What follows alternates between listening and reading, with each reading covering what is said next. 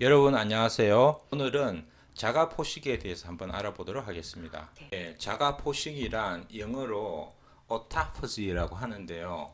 오토는 이제 셀프라는 뜻으로 스스로라는 뜻이고, phagy는 eating 먹는다는 뜻입니다. 그래서 세포가 스스로 먹어 치운다 이런 의미를 갖고 있습니다.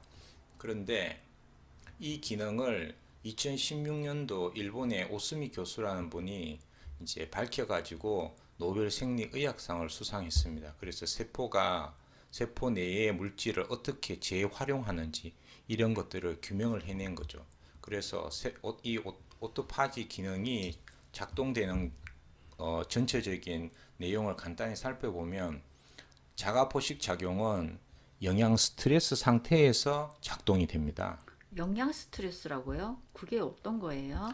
네, 영양 스트레스라는 거는 쉽게 말씀드리면 이제 우리가 기아 상태 있죠. 그다 배고플 때? 그렇죠. 이제 외부에서 에너지 공급원이 끊긴 상태죠. 네. 그게 영양적인 스트레스 상태. 뭐 단식도 될 수 있고요. 또는 일정 기간 동안 금식하는 상태. 이런 상태에서 세포의 이제 자가포식 이게 이제 작동된다 이렇게 보시면 됩니다. 네. 그러면 자가포식에서 어떤 걸 잡아먹고 분해하느냐 하면, 세포 내에 손상된 단백질이나 이제 세포 내의 낡은 소기관들, 예를 들면 이제 미토콘드리아 같은 것도 이제 낡게 되면 포식 대상이 되는 거죠. 그러면은 암덩어리도 되나? 네, 그런 것도 이제 연구가 많이 되고 있습니다. 오. 그래서 자가 포식 같은 경우에 이제 두 가지 핵심적인 역할이 있다고 볼 수 있는데요. 첫 번째는 영양소를 재활용할 수 있다는 겁니다. 재활용이요? 네, 그것도 뭐예요?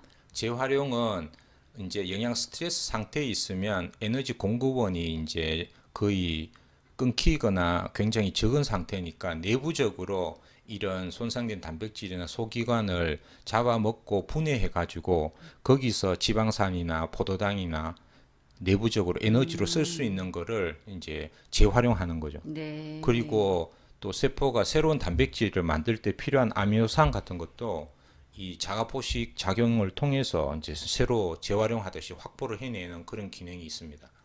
그리고 두 번째 주요한 역할은 이제 해로운 물질들을 이제 제거를 하는 거죠. 예를 들어서 왜 우리가 보통 뇌세포에 그 독성 단백질 같은 거 있잖아요. 네. 그, 치매 일으킨다는 네, 거. 그렇죠. 그런 것들도 이제 자가포식 작용에 의해서 그런 것들을 잡아먹어서 분해하는 그런 제거 기능도 이 자가포식을 통해서 가능하다는 거죠. 아, 그러면 한 번씩 안 먹어주는 것도 좋네요. 그렇습니다. 자가포식 작용 과정을 그림으로 조금 더 구체적으로 설명을 드릴게요. 이 그림에 보시게 되면 이게 이제 우리 몸속에 이제 세포라고 생각하시면 되는데요. 거기 보시면 조그마한 주머니가 있습니다. 소포체라는 거. 그게 이제 성장해서 자가 포식할 대상이 있죠. 조그마한 미토콘드리아 그림이 네. 하나 있고 노폐물 같은 게 있는데, 이게 이제 점점 커지는 거죠. 그래가지고 얘를 딱 잡아 먹을 수 있는 자가 포식체가 딱 형성이 됩니다. 그러면 이 자가 포식체가 뭐하고 결합을 하나 하면 세포 내에 분해 공장의 역할을 하는 애가 있어요. 라이소솜이라는 게 있는데, 네. 이 라이라는 게 이제 분해한다는 의미입니다. 얘가 이제 분해할 수 있는 효소를 가지고 있는 거예요. 그래서 자가 포식체하고 리소솜하고 이렇게 결합을 딱 하게 되면 분해 효소가 나와가지고 이제 둘러싼 그 내용물들을 다 이제 분해를 하는 거예요. 네. 그래서 깨끗하게 처리를 하고 우리가 이제 쓰레기 분리수거 하는 것처럼 이제 태우고 쓰레기 정리를 하다 보면 그 중에 이제 쓸모 있는 것들이 있잖아요. 네. 그런 것들은 이제 영양소로 재활용할 수 있는 것들은 아미노산이나 포도당이나 지방산 이런 것들을 재활용을 하는 거, 이제 그렇게 생각하시면 되겠습니다. 아, 네. 그림으로 보니까 좀 더 쉽네요. 네. 그러면 자가포식이 건강하고 무슨 관련이 있어요? 네. 자가포식은 지금까지 설명드린 대로 세포가 악조건 속에서 생존하기 위한 몸부림이라고 볼 수 있습니다. 그래서 그 과정에, 몸부림 과정이 세포 스스로 독소라든지 노폐물을 먹어서 이제 스스로 정화시키는 그런 능력을 가지고 있는 건데, 이 자가포식 작용이 부족한 활성화가 잘 되지 않는 세포들은 어떻게 되냐면 이런 노폐물들이 계속 남아서 쌓이겠죠.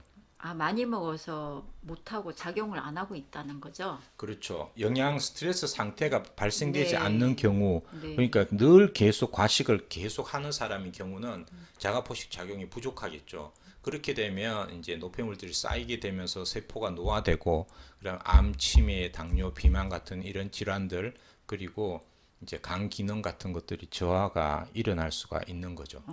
네.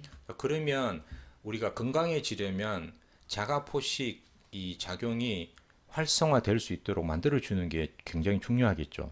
그러네요.